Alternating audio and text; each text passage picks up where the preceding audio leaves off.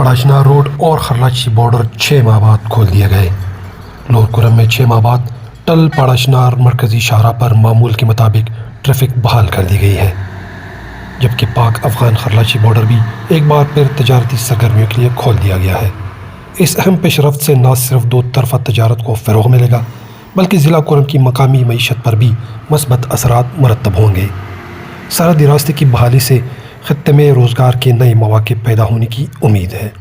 یاد رہے کہ 22 نومبر 2024 کو بگن پر اپر کرم میں موجود کلدن تنظیموں کی جانب سے حملہ کیا گیا تھا، جس میں بازار سمیت پوری بستی کو لوٹنے اور نظر آتش کرنے کے بعد سیکیورٹی صورتحال شدید کشیدہ ہو گئی تھی۔ اس کے نتیجے میں مذکورہ شاہراہ اور بارڈر کو بند کر دیا گیا تھا۔ حکام کے مطابق حالات اب قابو میں ہے اور سیکیورٹی اور فورسز کی تعیناتی کے ساتھ ساتھ علاقے میں معمولات زندگی بحال ہو رہے ہیں۔